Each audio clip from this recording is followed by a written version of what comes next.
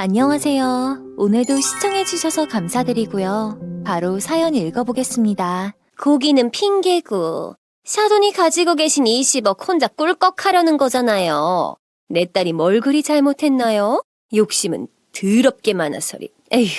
안녕하세요, 청취자 여러분. 저는 유튜브 사연을 즐겨 듣는 30대 중반의 주부입니다. 오늘도 출근길에 차 안에서 유튜브 사연을 듣고 있었는데요. 신호를 기다릴 때 시원한 바람이 불어오자 저도 모르게 창밖으로 흩날리는 나뭇가지를 바라보게 되네요.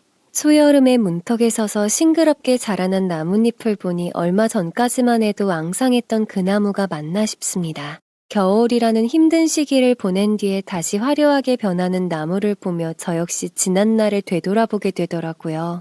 제가 동시에 2개의 매장을 운영하게 된 것은 3개월 전부터예요. 그 전까지 그저 남편의 가게에 앉아 함께 장사를 했답니다. 일손이 바쁜 대목이면 직접 고기도 썰고 포장하며 하루 중 18시간을 가게에 박혀있기도 했죠. 명절과 같을 때는 아무리 샤워를 해도 고기 특유의 비린내가 계속 나는 것처럼 느껴질 정도로 열심히 일했습니다. 남편의 정육점은 가족 대대로 이어지는 가업이었어요. 대규모 아파트 상권이 있었고 오랫동안 일하신 시부모님은 3층짜리 상가도 가지고 계셨죠. 1층을 꽤나 큰 정육점으로 직접 운영하고 계셨고요. 때문에 함께 일하는 시동생 부부와의 마찰도 피할 순 없었죠. 크고 작은 일들로 마음을 다치고 스트레스를 받다가 저는 결국 2개의 매장을 동시에 관리하는 유능한 사업 인재가 되었답니다. 단순히 남편의 정육점을 운영하던 제가 무슨 일을 겪고 이렇게 바쁘게 살게 됐는지 궁금하시죠? 지금부터 저의 파란만장한 시동생 내외와의 사건들을 들려드릴게요. 호의가 계속되면 둘리인 줄 안다는 말이 저에게 딱 어울린 말이었던 그 시절. 청취자 여러분들께서도 저의 이야기에 함께 웃고 함께 환해주셨으면 좋겠습니다. 형님은 꼭 아무것도 아닌 일에 예민하게 반응하시네요. 저한테 주신 거면 그 후부턴 제 마음대로 하는 거지. 일일이 형님한테 허락받아야 해요? 제 남편은 할아버지 때부터 운영하던 정육점을 가업으로 이어가고 있습니다. 20대 초반에는 이곳저곳에서 직장 생활을 했었는데 결국 30대 초반에 퇴사를 하고 부모님 밑으로 들어가길 결정했죠. 어릴 적부터 가게를 운영하시는 부모님이 새벽까지 고생하는 걸 봐왔기에 처음엔 정육일이 힘들지 않을까 걱정했다고 합니다. 하지만 자신이 직접 칼을 다루고 발굴을 하며 일을 배워나가니 제법 흥미가 생기고 일이 금방 손에 익었죠. 정육점이라는 게 40, 50대의 나이 지긋한 어르신들이 운영하는 이미지가 강하잖아요. 하지만 남편이 정육점에서 한 자리를 차지한 이후부터는 잘생긴 총각이 고기를 판다는 소문이 아파트 주변에 돌면서 손님이 늘어났다고 해요. 대체로 고기를 사러 오는 주 고객층은 주부들. 남편은 평소에 운동을 열심히 해서 근육이 남자답게 멋있었고 정육 작업을 하면서도 힘을 썼기 때문에 팬까지 생길 정도였습니다. 그렇게 남편의 정육점 규모는 확장으로 더욱 커졌고 몇 년 후 바로 옆 상가까지 임대해서 매장 크기를 늘렸다고 해요. 자신의 업무를 충실히 하며 돈을 모으던 남편은 지인의 소개로 저와 연애를 하게 되었고 저희는 만난 지 1년 후 결혼식을 올렸죠. 저는 남편과 결혼한 얼마 뒤 회사 사정으로 퇴사를 하게 됩니다. 마침 그때가 연초였기에 정육점 운영이 매우 바쁠 때였습니다. 남편은 농담을 섞어 아르바이트할 겸 가끔 매장에 나와서 포장 일을 도와달라고 했어요. 시급을 두둑히 쳐준다고 말이죠. 남편의 장난 반 진담 반 제안에 흔쾌히 응했습니다. 그렇게 시작된 정육점 생활. 새벽에 남편과 함께 도착해 분류된 고기를 포장하고 손님이 몰려올 땐 카운터에서 판매를 도맡았습니다. 남편은 고기 손질하랴 손님 상대하랴 정신없이 바쁘던 와중에 제가 자투리를 도와주니 일이 한결 편해졌죠. 덕분에 퇴근 시간도 빨라지고 매장도 수월하게 돌아갔습니다. 그렇게 직장을 구하기 전 아르바이트 삼아 한 번, 2번 나가던 남편의 가게에 정착하게 되었답니다. 우리 고객 유치를 할 때 동네 커뮤니티도 이용해보자. 거기에 할인 품목도 게시하고 이벤트도 올리는 거야. 은근히 주부들 커뮤니티 많이 이용하시거든. 사업 명의는 시아버님이었지만 은퇴를 하셨기 때문에 실질적인 사장은 남편이었습니다. 그래서 저희는 정육점 운영을 좀 더 젊게 보자는 마음을 먹었죠. 찾아오는 동네 손님만 유치하는 것이 아니라 인터넷 홍보도 적극적으로 하자고 판단하며 사업 규모를 확장했습니다. 제가 그동안 했던 일이 바이럴 마케팅 쪽이었기 때문에 동네 커뮤니티로 퍼지는 입소문이 얼마나 중요한지 잘 알고 있었거든요. 물려받은 가게를 더 풍성하게 운영하기 위해 저는 이벤트 홍보물을 만들기도 하고 매일매일 아파트 커뮤니티 여러 곳에 가게 할인 품목을 공유했습니다. 또 찾아오시는 단골 손님들을 기억해서 선지나 국거리용 자투리 고기를 덤으로 얹어주는 등 예전과는 다른 이미지의 정육점을 만들어 나갔죠. 저와 남편의 노력 때문인지 매출이 아주 잘 나왔습니다. 아버님, 어머님에게 약속드린 몫을 제외하고도 저희가 챙기는 돈이 커졌죠. 예약 판매도 실시해서 파트타임 아르바이트생을 채용해야 할 정도로 물량이 늘어났습니다. 매일매일 정신없이 바쁜 날들이 이어졌지만 고생한 만큼 수입이 좋았기에 힘든 줄도 모르고 재미나게 일했던 시절이었습니다. 그렇게 안정적으로 사업을 확장시켜 나가던 어느 날 시댁 모임을 위해 식당에 방문하였습니다. 오랜만에 외지에서 일하고 있던 도련님도 참석하는 행사였죠. 그런데 도련님이 못 보던 어린 여자와 함께 찾아왔습니다. 결혼을 생각하고 있는 자신의 여자친구라며 저에게 소개시켜 주더라고요. 어머, 형님 안녕하세요. 말씀 많이 들었어요. 사진보다 훨씬 어려 보이신데요. 앞으로 잘 부탁드립니다. 네? 제 사진을 보셨어요? 어머님 댁에 갔을 때 원판 사진으로 봤었어요. 사진보다 실물이 5살은 더 어려 보이세요. 생글생글 잘 웃는 예비 동서는 저를 보며 칭찬 아닌 칭찬을 해주더군요. 처음 보는 여자가, 그것도 저보다 훨씬 나이 적어 보이는 여자가 제 외모를 평가하는 게 묘하게 신경 쓰였어요. 하지만 잘 지내보고자 자기 나름으로 사회생활을 하는 건가 보다 좋게 생각하기로 했죠. 예비 동서는 다 같이 모인 식사 자리에서 부족한 반찬이 있으면 직접 그릇을 들고 일어나 가져온다든가, 어머님, 아버님이 말하기도 전에 반찬을 앞접시에 덜어드린다던가 하는 아주 적극적인 사람이었습니다. 말도 많고 항상 웃으려고 하고 리액션도 굉장하더라고요. 그런데 뭐랄까 참 쎄한 동서였어요. 그건 그날 설거지를 하면서 저에게 동서가 소근거리듯 질문한 내용 때문이었습니다. 형님, 시부모님 저 상가 진짜 20억 정도 하는 거예요? 형님도 고기 팔아서 억대 연봉 훌쩍 버신다는데 정말이에요? 네? 아니 뭐 열심히 하면 그 정도 벌 때도 있고요. 시부모님 재산은 정확히는 몰라요. 신경 쓰지도 않고요. 이렇듯 저는 쎄한 느낌을 가지고 있었지만 결혼 전부터 일을 만들곤 싶진 않았죠. 저도 그 당시엔 발랄한 예비 동서를 보며 친하게 지내면 좋겠다고 생각했습니다. 물론 저와 상반된 성격이라 부담스러운 점도 있었지만요. 그리고 얼마 지나지 않아 두 사람은 결혼식을 올렸습니다. 다음 주부터 동생도 가게에 와서 일 도울 거야. 서방님이? 직장은 어떻게 하고? 재계약이 안 됐대.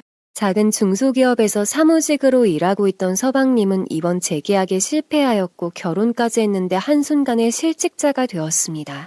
실업급여를 받으면서 새 직장을 구할까 고민하던 중에 시부모님께서는 형이 하고 있는 가업을 배우는 게 어떻겠냐고 제안하셨습니다.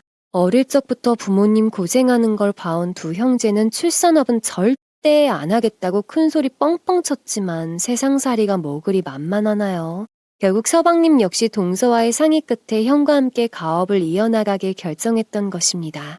저희 정육점의 규모가 기존 매장의 2배 이상으로 상당히 커졌다 보니 인력이 필요하긴 했어요. 남편은 쉬는 날 없이 일하기 바빴고 저 역시 마찬가지였습니다.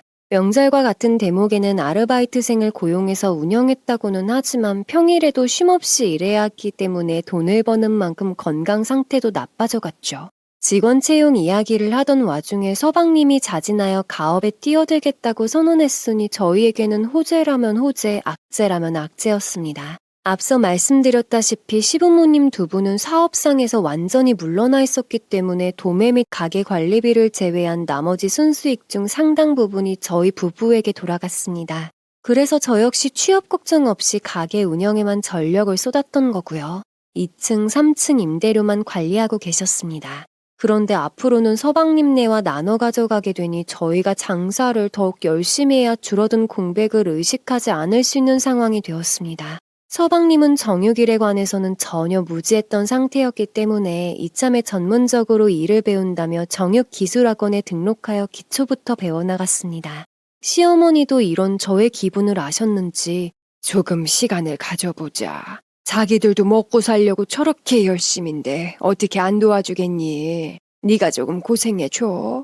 그렇게 평일에는 남편 옆에서 보조가 되어 어깨너머로 배웠고 주말에는 학원에 다니며 자격증을 취득했지요. 서방님은 농땡이를 피우거나 대충대충 스타일이 아니었습니다. 남편과 마찬가지로 자신이 해야 하는 일을 직시하고 최선을 다하는 모습이 눈에 보였죠. 가장의 무게라고 해야 할까요? 저는 함께 일하며 빠릿빠릿 움직이는 서방님의 모습에 그나마 다행이다 생각했습니다. 서방님 덕분에 저와 남편 둘 다 업무가 편안해졌기 때문이죠. 수입이 조금 줄어든다고 해도 주말에 쉴 수 있고 피곤할 때 조금 일찍 퇴근할 수 있는 삶이 훨씬 좋았습니다. 그렇게 저희 세 사람은 합심하여 가게를 운영해 나갔습니다. 형님, 저도 가게 나와서 일 좀 배우려고요. 어머님, 아버님도 그렇게 하라고 하셨어요. 제가 뭐부터 어떻게 하면 될까요? 모든 일이 이 시절처럼 무탈하게 흘러갔다면 좋았을 텐데 평화로운 일상을 깨트리는 파열음은 서방님이 동업을 시작한 지 6개월 뒤에 일어났습니다.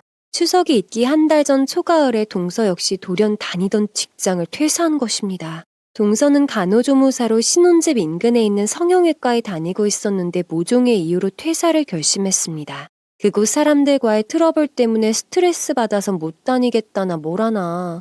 저는 저희 안정적인 사업장에 갑작스러운 동서의 개입이 당황스러웠습니다. 물론 다가올 명절을 대비할 일손이 생기는 것이라 미리 일을 가르치는 것이 좋겠지만 저희 내외도 그렇고 서방님들도 그렇고 모든 가족 구성원이 정육점에 올인하는 상황이 뭔가 석연치 않았거든요. 공식적인 사업자는 아버님이지만 실질적으로 오랫동안 터줏대감이 되어 가게의 주인이 된 사람은 남편인데 가감없이 솔직하게 표현하자면 남편의 사업이 두 갈래로 찢어질 가능성이 있겠다는 불안감이 엄습했습니다. 지금은 그렇게 바쁘지 않아서 딱히 배울 건 없어. 쉬다가 추석 전주부터 나와도 돼. 어머님이 오늘부터 나와서 형님 옆에서 배우라고 했어요. 미리미리 익혀놔야 바쁠 때 도움이 되죠. 파채부터 쓸까요? 동서는 그날 이후 저와 함께 매장을 운영하고 진열과 홍보를 담당했습니다. 처음에는 불편하다고 느꼈지만 손님들에게 싹싹하게 행동하고 알아서 제 할 일을 찾아다니는 모습에 저도 서서히 익숙해져 갔습니다. 동업해서 모두가 잘 벌고 잘 살면 좋겠다라는 마음으로 최대한 동서의 참가를 받아들이기로 했죠. 정육점 업무는 단순히 진열된 고기를 판매하는 것에 그치지 않습니다. 판매되는 고기의 종류도 생각보다 다양하고 쌈장이며 양념장 등 판매되는 시판 물건들도 각양각색입니다. 구이용, 국거리용처럼 부위별로 생고기를 판매하기도 하지만 불고기나 닭갈비 소스에 재우고 판매하는 2차 가공육들도 준비할 게 많죠. 모든 버섯이나 파채 등 곁들여 먹는 야채류도 따로 소포장해야 합니다. 저는 동서와 분담을 하기로 했어요. 비교적 스킬이 크게 필요 없는 야채 손질 및 물건 정리 등을 맡겼습니다. 곧 잘하는가 싶었던 동서. 하지만 얼마 뒤 한 단골 손님이 저에게 클레임을 걸었습니다. 여기서 샀던 파채가 다 물러서 아삭함 없이 먹지도 못하고 버렸다고요. 죄송합니다. 다음에 오시면 서비스로 조금 더 드릴게요. 저는 돈을 환불해드린 후 동서가 준비한 파채와 각종 채소를 확인했습니다. 기계 방법이 익숙하지 않아서인지 아니면 포장을 제대로 못해서인지 파채는 기울이면 물이 흘러나올 정도로 물러 있었습니다. 모듬쌈도 제대로 씻겨지지 않은 부분이 군데군데 보였고요. 저는 동서에게 야채 손질이 어려우면 파트를 바꾸자고 얘기했고 동서는 기다렸다는 듯 받아들였습니다. 그동안 계속 물 닿는 일을 하는 게 힘들었다나 뭐라나요. 저는 동서에게 고기를 양념에 재우는 방법을 알려주고 출근 후 해야 하는 일들을 가르쳤습니다. 어떤 고기에 양념은 얼마나 넣어야 하는지, 부수채소는 뭘 넣어야 하는지 등을 말이죠. 동서는 알았다며 특유의 쾌활함으로 씩씩하게 시작했어요. 그리고 생각한 시간보다 더 일찍 소불고기와 돼지불고기, 닭갈비통을 전시했습니다. 그리고 무난하게 하루가 흘러간다고 생각하고 있던 그날 또 한 번의 클레임 전화가 걸려왔습니다. 저기요, 오늘 닭갈비 매장에서 사왔는데 맛이 왜 이래요? 닭갈비 양념이 아니라 불고기 양념을 넣고 재운 것 같은데요? 네? 손님 죄송합니다. 제가 확인해보고 다시 전화드리겠습니다. 저는 당황하여 매장에 전시된 고기들을 살펴봤습니다. 손님의 말처럼 닭고기에는 소불고기 양념이, 소불고기에는 닭갈비 양념이 잘못 재워져 있는 것이었습니다. 이미 하루 종일 판매하고 남아있는 것들이기 때문에 다른 손님들의 클레임이 쏟아질 것은 시간 문제였죠. 저는 동서를 불렀습니다. 동서는 본인이 실수할 리 없다 펄쩍 뛰었지만 매장에 잘못 재워진 고기들을 직접 본 그제야 거꾸로 한 것 같다고 말했죠. 저는 한숨을 푹 쉬며 이 일을 어떻게 해결할지 고민하다 당일 판매된 고기 중 고객번호로 적립된 고객들을 찾았습니다. 다행히 포인트 적립 방식을 이용하고 있던 가게였기에 고기를 사며 적립한 고객들에게 연락을 돌릴 수 있었습니다. 아직 요리하기 전인 고객들도 있었고 이미 잘못된 고기를 먹은 고객들도 있었죠. 저는 상황을 설명하며 사과를 드린 뒤 포인트로 환불을 해주기로 하며 더 큰 불상사를 막을 수 있었습니다. 환불 포인트를 확인해보니 총 30만 원가량 되는 금액이었습니다. 저는 포인트 지급하기 전 남편에게 이 상황을 이야기했습니다. 남편은 어쩔 수 없다며 그렇게 하라고 했죠. 옆에서 고기를 정리하고 있던 서방님은 동서에게 농담조로 핀잔을 주었습니다. 동서는 시무룩해져서 아무 말도 못하고 있었죠. 동서는 제가 자신의 실수를 두 남자에게 알린 것을 창피했습니다. 나중에 저한테 되려 왜 다 이야기하냐고 묻더라고요. 다음부터는 주의하겠다, 큰 손실 끼쳐서 미안하다는 말이 먼저 아닌가 싶었습니다.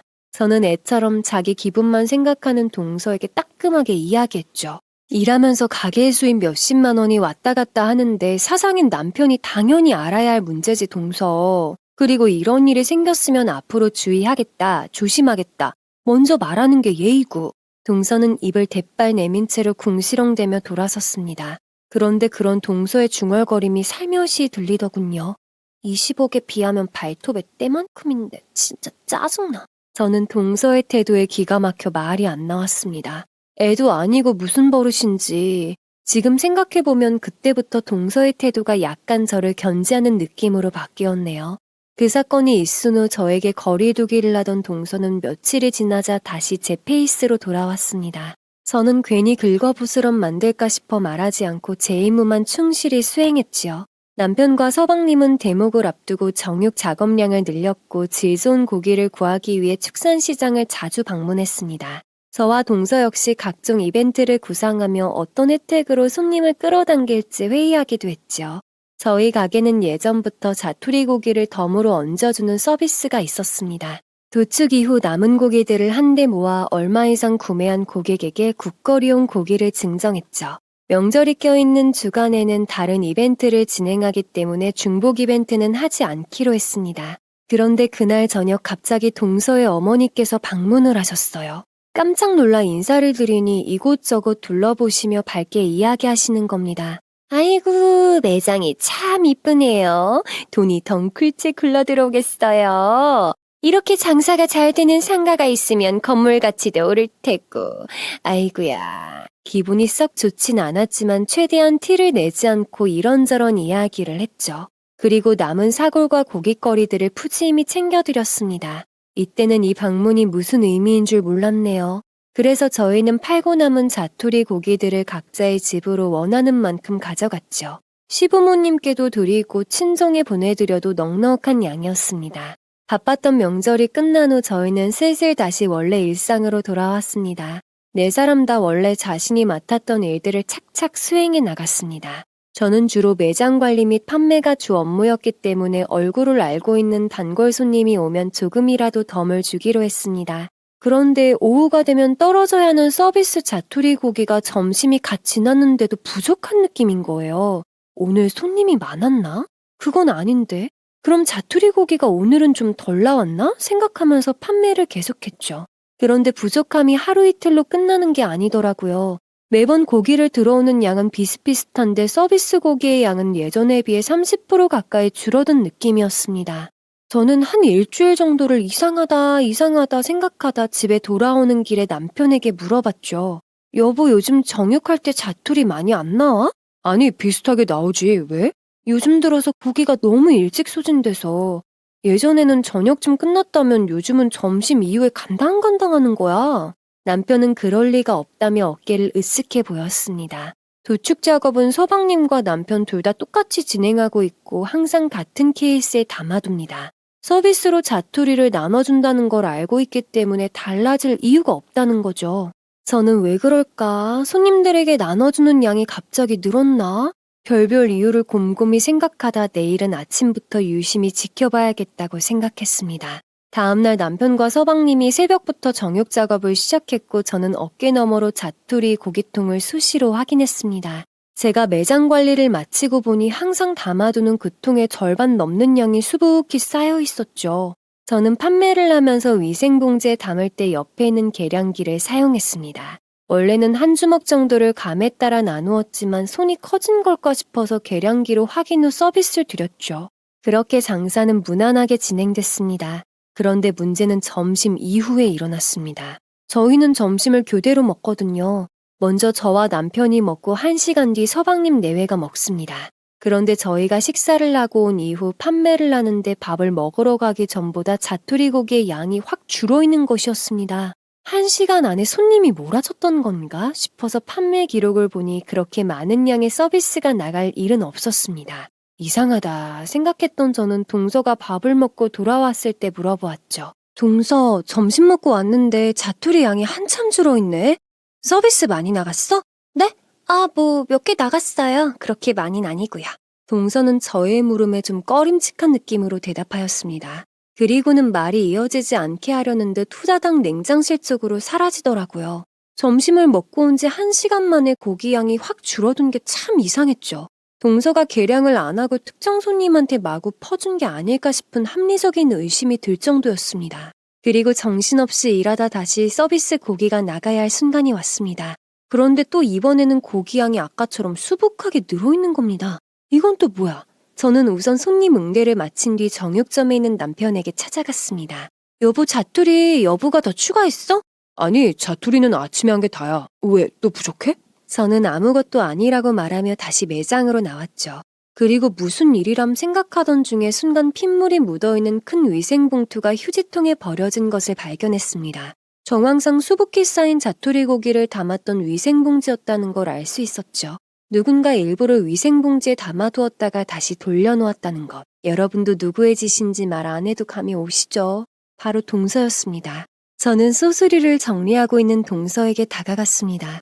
동서는 곁눈질로 제가 다가오는 것을 보고는 모른 척 또 자리를 뜨려 하는군요. 저는 동서를 불러 세웠죠. 동서가 자투리 고기 챙겨놨다가 다시 담아둔 거야? 아니요, 저 아닌데요? 그럼 매장에 남편이랑 서방님, 동서, 나 딱 4명 있는데 휴지통에 버려진 핏물 봉투는 누가 한 거야? 동서도 나도 아니면 서방님이랑 남편한테 물어볼까? 동서는 아차 싶은 표정이 되며 시선을 회피했습니다.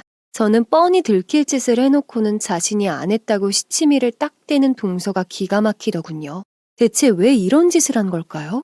그리고 또 얼마나 여러 번 이렇게 고기를 챙겨갔던 걸까요? 서비스 고기로 손님들에게 나눠준다는 사실 뻔히 알면서도 말이죠. 저는 고기가 필요하면 필요하다고 이야기하고 가져가면 되지 왜 몰래 가져가느냐고 물어봤습니다. 동서는 우물쭈물하며 대답하지 못했습니다. 저는 동서의 이런 철없고 어이없는 행동에 짜증과 한숨이 푹푹 나왔습니다. 제가 동서에게 한 소리 하는 걸 들은 서방님과 남편이 정육실을 나오며 무슨 일이냐고 물어봤죠. 저는 제 입으로 말하기 민망하여 그냥 대답 없이 카운터로 돌아갔습니다. 서방님은 자신의 부인이 꾸중을 듣는 모습이 속상했는지 무슨 일이냐고 자꾸만 채근했습니다. 동서는 모두가 모인 자리에서 고기를 가져가려고 했다며 기어들어가는 목소리로 말했습니다. 참네. 근데 또 저는 그 모습이 어이없더라고요. 지금 이 상황은 자신이 얌체 같은 행동을 하다가 걸린 거잖아요? 근데 마치 제가 별일 아닌 걸로 동서를 꾸중하는 모습으로 비춰지게끔 행동하는 겁니다.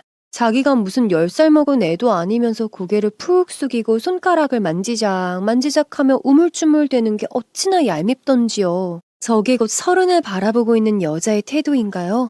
그 피해자 코스프레 덕분에 남편은 저를 보고 별것도 아닌 거 가지고 왜 그래 라고 말하는데 저는 그때 혈압이 상승해서 뒤집어지는 줄 알았죠.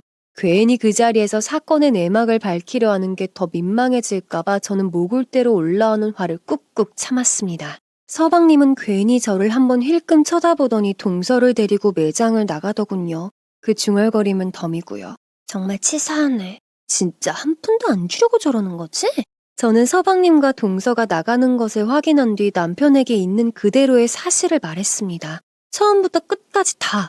오늘 하루 있었던 일이 아니었고 저에게 자신이 안 한 것처럼 보이게 거짓말한 사실까지 모두요. 남편은 제가 흥분해서 쪼르르 말하는 것을 보고 피식 웃더라고요. 다음부터 그러지 말라고 하고 넘어가자고 말하면서요. 저는 그때 깨달았습니다. 저의 이런 행동이 남들이 보기엔 우습다는 사실을요. 저 혼자 너그럽지 못하고 고기 쪼가리에 예민하게 군 아줌마가 되어 있는 상황이었습니다. 다행히 손님이 몰리는 시간이 되었고 매장 내 어색한 기운을 덮을 수 있었습니다. 민망해하던 동서는 저와 최대한 거리를 두며 판매했고 조금이라도 둘만 있는 시간이 생기면 가게 밖으로 정육시설 안으로 사라졌습니다. 저는 어색하게 행동하는 것도 싫었고 앞으로 쭉 봐야 할 사이이기 때문에 인내를 더하여 동서에게 먼저 말을 꺼냈습니다. 동서 다음부터는 필요한 거 있음 이야기하고 가져가. 괜히 서로 오해하는 일 없게. 알겠지? 동서는 저를 쳐다보지도 않고 대답 대신 고개를 끄덕였습니다. 꼰대처럼 행동하지 않으려고 해도 참 이럴 땐 왜 이렇게 예의 없게 행동하지? 라는 생각이 저절로 떠오를 수밖에 없는 행동이었죠. 미묘한 신경전이 있던 서방님네와 저. 함께 하루 8시간 이상을 부대끼는 사이였지만 저와 동서는 시간이 갈수록 철저하게 자신이 맡은 일만 해나갔습니다. 오히려 저와의 거리를 두는 쪽은 동서였기 때문에 저도 굳이 친한 척, 살가운 척하지 않았죠. 동서는 크고 작은 실수들이 있었지만 장사에 해가 될 정도의 사건은 없었습니다. 그리고 늘 무난하게 흘러가는 거면 저도 아무런 불평불만이 없었을 테죠. 하지만 동서와 서방님은 또 한 번 저의 심기를 건드렸습니다. 이번에는 소뼈가 문제였습니다. 부위별 정육 작업을 끝내면 저희는 남은 뼈를 사골용으로 포장해서 판매했습니다. 사골용 잡뼈는 은근히 쏠쏠하게 판매되는 효자템이었죠. 가정집이 밀집한 동네였기에 사골용 잡뼈를 한꺼번에 예약하여 사가는 경우도 있었습니다. 그런데 어느 날 매장을 둘러보던 중 사골 국물을 우리는 잡뼈가 진열장에 없는 것이었습니다. 서방님이 자신의 처가에 좀 갖다 줘야겠다고 말해서 남편이 따로 모아두고 있었던 거였죠. 장인어른이 얼마 전에 넘어지셔서 다리를 접지르셨거든요. 고아 잡수시라고 제가 좀 갖다 드리려고요. 어머나, 사돈어른 괜찮으세요? 그럼 국물에 넣을 소고기도 같이 챙겨요, 서방님. 이렇게 서방님처럼 이야기하고 챙겨가면 당연히 문제될 게 없죠. 자기 처가를 생각해서 따로 준비해놓는 서방님이 오히려 1등 사위 같아 보이고 좋더라고요. 저는 깨끗하게 2차 손질하여 랩으로 하나하나 포장한 뒤 봉투에 가지런히 챙겨 넣었습니다. 그리고 서방님은 그걸 들고 매일 퇴근하셨죠. 그렇게 하루 이틀이 지나고 1주일, 2주일이 지났습니다. 서방님은 여전히 정육 작업을 한 날에는 소뼈를 챙겨갔고 남편 역시도 판매용을 따로 빼놓지 않았습니다. 얼마나 크게 다치셨길래 2주일이 넘는 시간 동안 소뼈를 저렇게 많이 챙겨갈까 싶은 궁금증이 조금씩 생겨나고 있었습니다. 얼마 전에 찾아와 사골용 뼈를 물어보던 단골이 또 한 번 사골뼈를 물었습니다. 저는 난처한 얼굴을 하며 요즘 다른 쪽으로 처리하느라 판매용으로 내놓지 못하고 있다고 말했습니다. 대형마트에서 판매되는 것보다 훨씬 저렴하게 판매되는 동네 정육점이었기에 손님은 아쉬워하며 돌아섰습니다.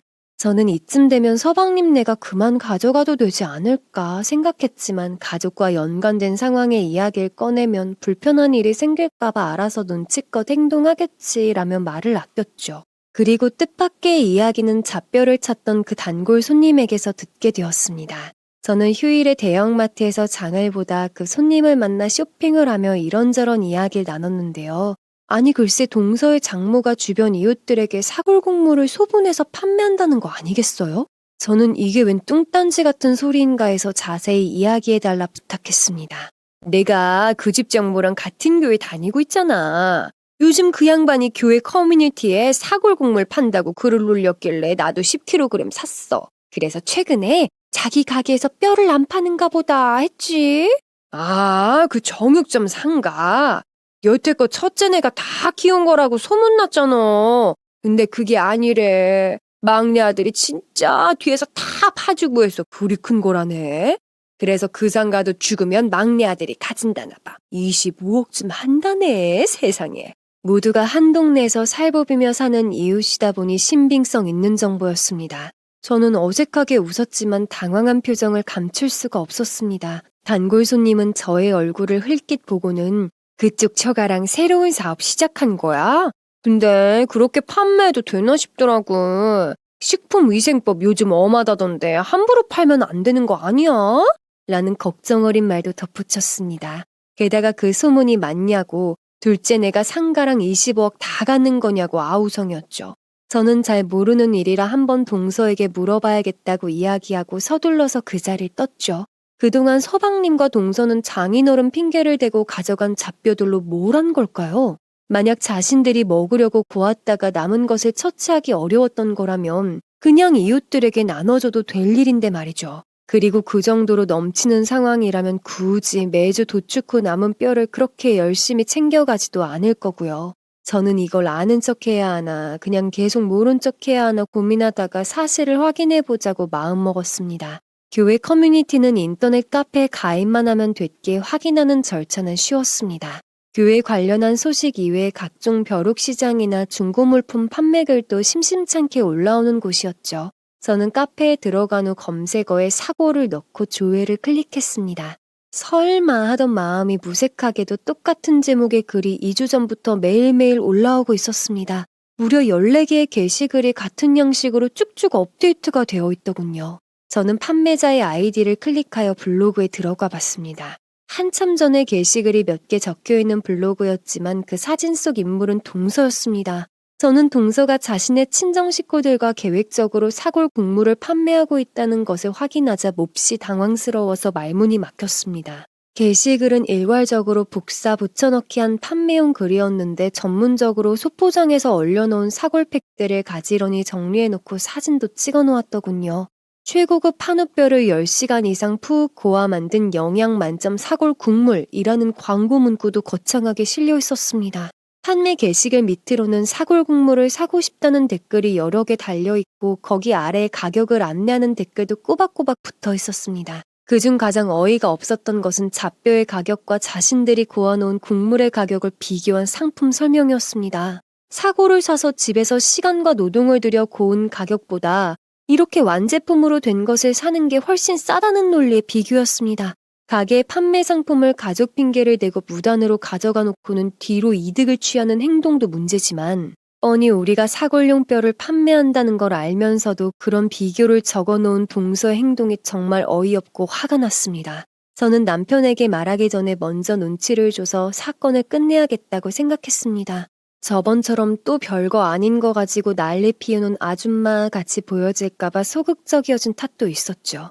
분명 잘못한 것은 동서와 서방님네인데 그걸 또 유별나게 문제 삼는다는 취급을 받게 된다면 전 진짜 혈압으로 쓰러져 버릴지 모를 일이었습니다. 다음날 아침 출근한 저는 정육 씨를 확인했습니다. 고기가 들어와서 열심히 분류 작업을 하는 남편과 서방님.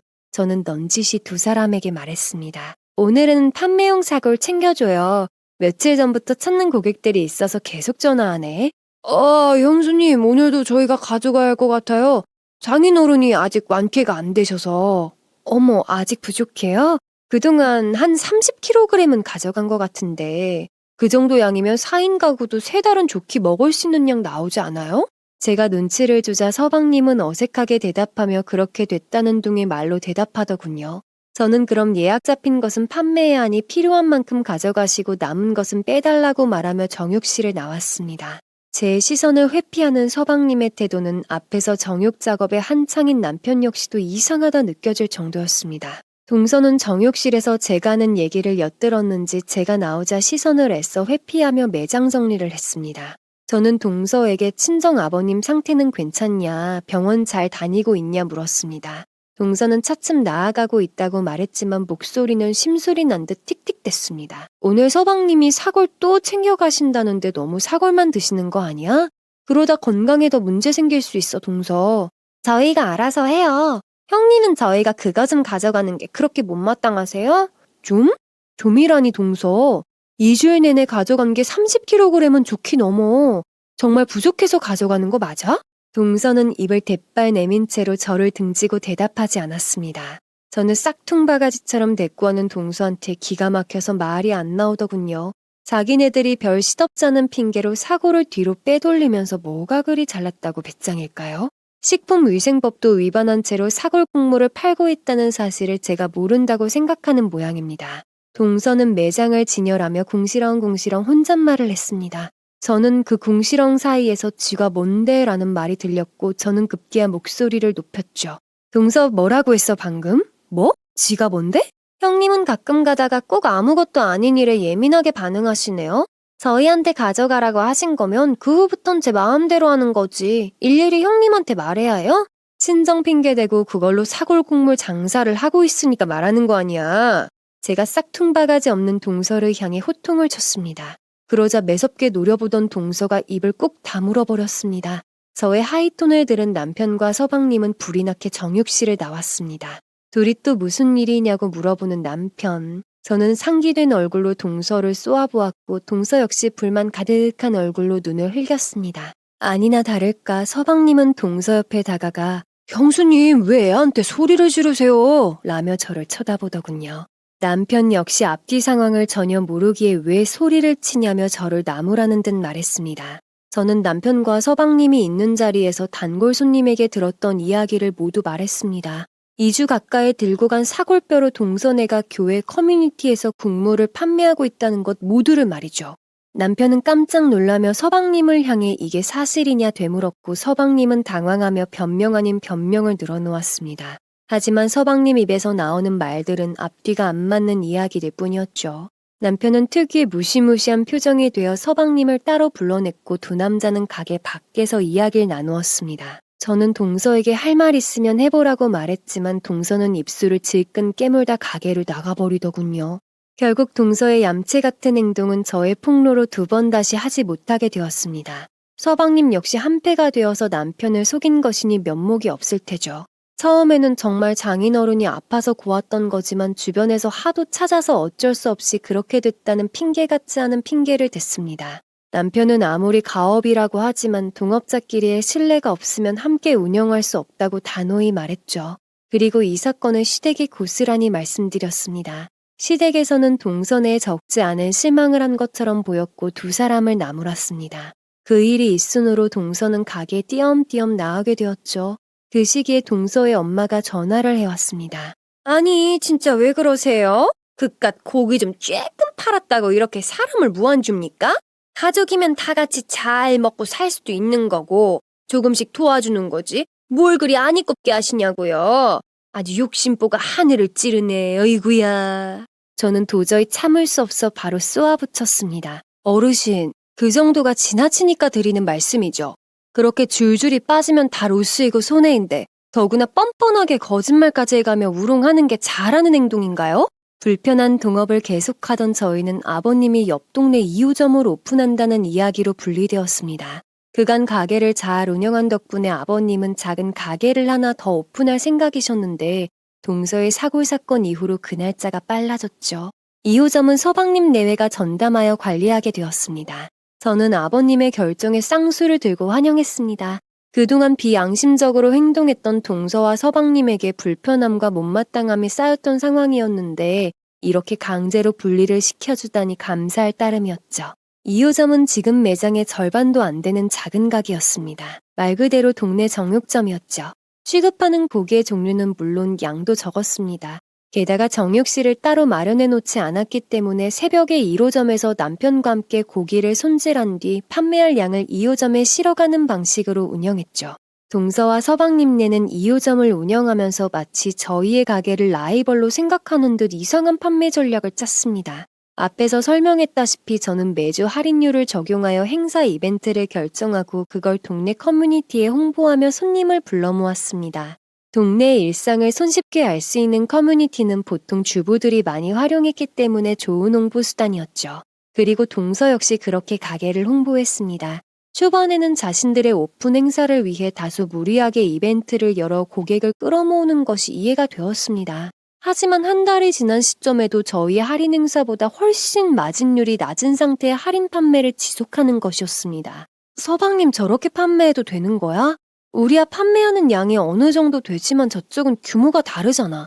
뭐 자기들도 다 생각이 있겠지. 그냥 우리는 신경 쓰지 말자. 적자든 흑자든 이제 자기네들 사정이니까. 저는 커뮤니티에 올라오는 오늘의 행사 가격을 보면서 걱정 어린 목소리를 냈습니다. 하지만 남편은 별 대수롭지 않다는 듯 대답하더군요. 저렇게 판매하다가는 오히려 손해를 볼 게 뻔했지만 저는 남편 말처럼 신경을 끄기로 했습니다. 하지만 신경을 끄자마자 부작용이 생겨났습니다. 서방님네 막무가내 장사 방식의 여파가 저희 가게에까지 미치는 겁니다. 2호점과 저희 가게는 동네는 다르지만 비슷한 반경에 있기 때문에 고객이 겹쳤습니다. 매장 이름도 동일한 상호명의 1호점, 2호점으로만 나눠져 있었기에 동일한 가게라고 생각하는 손님들이 많았죠. 그런데 저희 가게에 와서 100g당 가격이 왜 홍보물과 다르냐는 클레임이 생긴다거나 서비스가 왜 저번보다 적어진 건지 등을 물어보는 사람들이 늘어갔습니다. 좋은 말도 한두 번 하면 듣기 싫다는데 클레임을 매일매일 듣는 저는 얼마나 힘들었겠어요. 저는 그때마다 매장이 다르다는 점을 안내해야 했고 점점 감정 노동에 지쳐갔습니다. 그러던 중 동네 커뮤니티 한 곳에 저희의 고기가 문제 있다는 저격글이 올라왔습니다. 분명 자신은 1.5kg을 구매했는데 실제로 받은 고기는 1.3kg 밖에 안 된다는 글이었습니다. 저는 깜짝 놀라서 해당 게시글을 찬찬히 읽어보았죠. 결론적으로 그 고기를 구입한 지점은 서방님 내외가 운영하는 2호점의 상품이었습니다. 저는 게시글 아래에 1호점의 고기가 아니라는 점을 거듭 작성했지만 이미 조회수는 높을 대로 높아진 상태였죠. 게다가 제 해명 댓글 아래로는 어차피 1호점이나 2호점이나 가족이 운영하는 곳이니 똑같은 곳 아니냐는 날선 댓글이 달릴 뿐이었습니다. 저는 이 상황에 대해 남편에게 억울함을 토로했습니다. 서방님 내외가 오기 전 최선을 다해서 매출을 올리고 신뢰감을 쌓아온 매장인데 저와 남편의 과실이 아닌 서방님 내외 과실로 인해 업장에 큰 피해가 간 것이 화가 나더라고요. 남편 역시 동네 사람들의 입소문을 타고 운영되는 가게인 만큼 이 일을 간과해서는 안 된다는 입장이었고 일이 끝난 후 서방님의 매장으로 찾아가기로 했습니다. 두 분 말도 없이 여긴 웬일이세요? 마침 매장을 정리하고 있던 동서가 저희를 보고는 놀랐습니다. 저희 역시도 매장에 와서 일을 거들고 있는 동서의 친정 어머니를 보고는 예상치 못한 상황에 인사를 건넸죠. 사돈 어른도 계시는데 그냥 갈까 싶다가도 여기까지 온 김에 꼭 이야기를 하고 가야 앞으로 실수가 없지 않을까 생각했습니다. 저는 동서의 친정어머니에게 양해를 구하고 오늘 동네 커뮤니티에 올라온 일에 대해서 이야기를 했죠. 2호점의 문제가 1호점에게까지 미치는 그간의 이야기를 들은 동서는 얼굴이 굳어지더니 아직 초기라서 그런 거니 이해를 좀 해달라며 딱딱하게 대답했습니다. 안에서 고기를 정리하던 서방님 역시도 그 얘기하려고 여기까지 찾아왔냐며 다소 불쾌한 기색을 내비쳤고요. 사과를 받으려고 온 것은 아니지만 자신들의 잘못 때문에 저희까지 스트레스를 받는데 무슨 말만 하면 못마땅하단 듯 틱틱대는 두 사람이 참 미웠습니다. 사람은 진짜 안 변하는구나. 끝까지 자신들의 잘못에 대한 사과는 없고 지적하는 사람이 문제라는 듯한 태도에 저와 남편은 빈정이 상했죠. 그래도 어느 정도 알아들었겠지 생각하며 돌아서려는데 옆에 서 있던 사돈 어른이 저희에게 볼멘 소리를 내시는 겁니다. 아니 얘들이 이제 막 가게를 열고 시작하는 건데 그 정도는 형이라는 사람이 이해해줘야지 그걸 또 후다닥 쫓아서 몰아붙이나? 이런 문제를 얘기하지 않으면 저희도 동선에도 장사하는 게 힘들어지잖아요. 몰아붙이는 게 아니라 주위에서 장사하라고 말해주러 온 거예요. 그 엄마의 그 딸이라는 말이 여기에서 이해가 되더군요. 동서의 친정엄마는 저를 위아래 훑어보며 혀를 차는 뉘앙스를 보이더니 손이 사람이면 마음씨 좀 곱게 써라 고 훈계를 시작했습니다. 저는 모욕적인 사돈의 말에 기가 막히더군요. 동서는 엄마 그냥 놔둬 라고 하며 말렸지만 사돈 어른은 저와 남편이 나가기 전까지 궁시렁대며 훈계를 그치지 않았습니다. 피해는 온전히 저희가 받고 있는데 이야기만 꺼내면 나쁜 사람이 되는 이 패턴 어떻게 없애야 할까요? 속이 부글부글 끓은 저는 가만히 있을 수가 없었습니다. 더 이상 혼자 참지 않으리라 마음을 먹었던 거죠. 저는 집에 도착한 후 곧바로 가게의 전산 프로그램의 수입 내역을 출력했습니다. 2호점이 개업하기 전과 후의 자료를 모두 준비했습니다. 이후에는 커뮤니티에서 퍼지고 있는 후기들을 출력하여 포트폴리오를 만들었습니다. 그리고 이 자료들을 챙겨 곧장 시댁으로 쫓아갔죠. 시어머님과 시아버지는 사업에서 물러난 상태였기 때문에 매출액만 확인하지 그 안에 세부 내용은 몰랐습니다. 저는 아버님, 어머님에게 그간 있었던 서방님네와의 일화들을 이야기했고 현재 매출액이 어떻게 차이가 나는지 장부를 보여드리며 설명했습니다. 특히나 상가 건물이나 20억 재산에 대한 헛소문까지 모두 이야기했습니다. 두 분은 1호점과 2호점의 수익의 총량만 보고는 전체 평균이 떨어졌다고 생각하고 있으시더라고요. 사실상 적자는 2호점의 손님 유치를 위한 무분별한 이벤트와 할인 때문에 큰 펑크가 나고 있었던 건데 말이죠. 세세하게 수입 내역을 확인한 두 분은 2호점의 운영이 잘못되고 있다는 것이 보인다며 낮은 신음을 뱉으셨습니다. 특히나 20억 재산에 대한 헛소문이 나돌자 그때는 너무 놀라셔서 고개를 한참 동안 떨구실 뿐이었죠. 저는 거기에 가장 큰 문제는 손님들에게 이미지가 나빠지고 있는 정육점의 입소문이라고 첨언했습니다. 그리고 동네 커뮤니티에 올라온 다양한 불만 후기들을 보여드리며 1호점이 좋지 않은 이미지로 변해가고 있음을 설명했죠. 그동안 어머님, 아버님이 꾸려오신 가게에 저희가 패 끼치지 않으려고 정말 열심히 운영한 거 아시죠? 그런데 이렇게 몇 달 만에 문제 많은 가게로 낙인 찍히고 있어요. 아버님, 어머님, 저희는 하루하루 열심히 살아가고 싶을 뿐입니다. 그리고 상가던 20억이든 그건 아버님, 어머님 돈이시니 신경 쓰고 싶지도 않고요. 다만 열심히 일해온 남편의 열정은 인정받고 싶습니다. 2호점만의 문제인데도 1호점까지 동달아 말이 나오는구나. 알았다. 내 알아서 처리하마. 동네 정육점은 입소문으로 운영되는 거 아시잖아요. 1호점 매출까지 영향있지 않으려면 두 곳이 개별화된 가게임을 고객도 알아야 해요, 아버님. 시아버님은 고민을 해보겠다고 말씀하시면서 제가 준비한 자료를 하나하나 꼼꼼하게 살펴보셨습니다. 아버님 역시 큰맘 먹고 투자하여 2호점을 오픈한 것이라 매출액을 신경 쓰지 않을 수 없었습니다. 그간 오랫동안 수습기간을 거쳤으리라 생각했던 서방님네였지만 아직 미흡한 게 많았다고 느끼셨을 것입니다. 두 가게가 안정적으로 운영되려면 저의 요구가 받아들여져야 한다 생각했죠. 얼마 뒤 2호점의 가게는 상호명이 아예 바뀌었습니다. 아버님께서는 각각 독립된 점포로 운영하도록 하였고 월 매출액 역시 1호점과 2호점 통합으로 보고하는 것이 아닌 각자의 매출액을 보고하라고 지시하셨습니다. 그리고 각 매장에 납품되는 고기의 양과 질, 그리고 관리 현황 모두 비교 분석할 수 있는 보고서가 필요하다고 말씀하셨죠. 저야 물론 이제껏 그렇게 해왔기 때문에 아무런 문제 없이 가게를 운영할 수 있었지만 동서는 한 번도 체계적인 서류를 만들어 본 적이 없었기 때문에 골치 꽤나 아팠을 것입니다. 남편과 제가 운영하는 가게의 매출액은 평균과 비슷하거나 그보다 웃돌았습니다. 동서와 서방님이 사라진 매장이다 보니 제가 평소에 관심 있게 봐왔던 인터넷 홍보와 공동구매 매출 방식을 마음껏 운영할 수 있었기 때문입니다. 가게는 안정적으로 다시 궤도에 진입했고 저희가 가져가는 몫은 조금씩 더 늘어났죠. 그에 반해 2호점을 호기롭게 운영하던 서방님 내외는 적자를 빠져나오지 못한 채 허덕이더군요. 초반에 오픈 이벤트를 워낙 거창하게 해서인지 500원 주고 먹었던 음식을 1000원 주고는 먹고 싶지 않아 하는 고객들의 심리가 작용했습니다. 그게 적정가임에도 불구하고 상대적으로 비싸 보이는 마음이 들었던 거죠. 때문에 거리가 조금 멀더라도 입소문 좋고 안정적으로 좋은 품질의 서비스와 고기를 제공하는 저희 정육점에 손님이 몰렸습니다. 규모도 규모지만 이 가게 서비스보다는 저 가게가 낫더라 라는 주민들의 비교 심리가 또 한 번의 호재가 된 것이죠. 거기에 매달 매출액을 확인하게 된 시아버지는 저희에게 무한한 신뢰를, 그리고 서방님 내외에게는 탐탁치 않은 시선을 보내곤 했습니다. 그동안 저희 아래에서 열심히 일하는 것으로만 알고 계셨겠지만 실제로 성적표를 보니 영 평균 미달이었으니까요.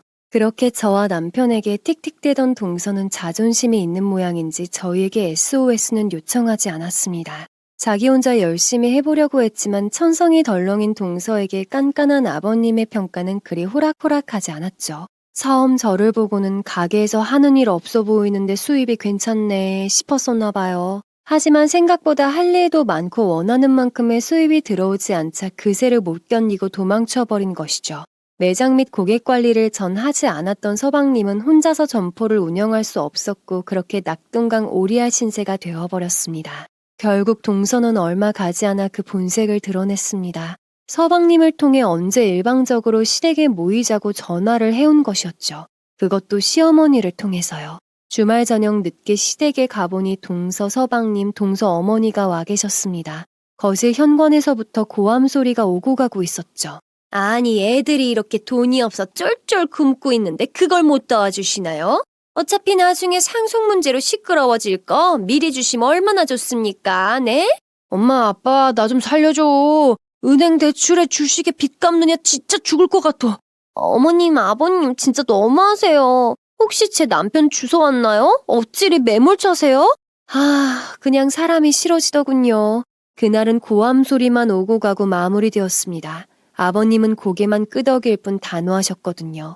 노력해서 벌어라. 재산은 그 이후의 일이다. 쉽게 번 돈은 금방 없어진다 등의 말씀을 하시면서요. 결국 타이라고 쓰고 좌이라고 읽을 수 있는 아버님의 지시로 저는 1호점, 2호점의 매장 관리를 함께 진행하게 되었습니다. 저는 매일 아침 1호점의 점포를 정리한 뒤 점심 이후 2호점의 점포로 넘어가서 매장 관리를 합니다.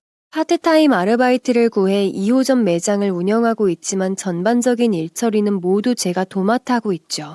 1호점과 2호점 모두 저와 남편의 가게라고 생각하고 열심히 홍보하여 가게 매출액을 점점 더 키우고 있답니다. 서방님은 연락이 두절됐어요. 듣기론 별거를 하고 있다던데 아직도 정신을 차리지 못한 모양입니다. 들리는 소문에 동서는 10달 가까이 쉬었다가 다시 들어간 직장에서 얼마 버티지 못하고 다시 백수가 되었다고 하네요. 끈기 없는 것은 매장 일을 회피할 때부터 알아봤지만 당장 힘들다는 말 한마디로 구직을 미루고 있고 종종 술에 취해 시어머니에게 전화해서 돈 하소연한답니다. 저는 두 매장을 체계적으로 운영하며 시댁 두 분의 눈에 꼼꼼하고 일처리 잘하는 며느리로 눈도장을 완벽하게 찍었습니다. 아버님은 이제 제가 없으면 가게 운영이 안 될 것 같다며 볼 때마다 칭찬을 아끼지 않으시고 가끔은 보너스도 주시네요. 얌체 같았던 동서와 서방님의 협공에도 저는 저의 할 일을 지켜냈습니다. 이렇게 사연을 적으며 지난 날들을 떠올려 보니 좀 더 어른스럽고 유연하게 대처할 수 있었을 것 같은데 라는 아쉬움도 남기도 하네요. 하지만 버틴 자가 승리자다라는 말이 있듯이 힘들고 답답한 상황에서도 포기하지 않고 제 자리를 지켜낸 제 자신이 대견스럽습니다. 그리고 시댁의 사업의 가장 중요한 핵심 일원이 되어 인정을 받는다는 사실도 기쁘고요. 이제 저의 목표는 두 가게의 고기를 전국으로 판매하는 인터넷 판매 사업입니다. 요즘은 밀키트가 대세라죠? 열심히 개발한 시그니처 불고기를 전국 각지로 배송 판매하기 위해 요즘은 판매 루트도 알아보고 있어요. 통장에 잔고가 쌓이는 만큼 저의 판매 커리어도 쌓이는 것 같아서 아주 뿌듯하고 만족스럽습니다. 아무리 잠자는 사자의 코털을 건드리는 하루 강아지가 있다 해도 자기 자리에서 묵묵히 해야 할 일을 해나가면 결국에는 능력을 인정받게 될 거라고 굳게 믿고 있습니다. 원치 않은 돈 문제, 사업 문제로 힘든 시기를 견디시는 모든 분들 긍정의 기운 팍팍 넣어드릴게요. 저의 이야기는 여기까지입니다. 들어주셔서 감사합니다. 모두들 건강하세요.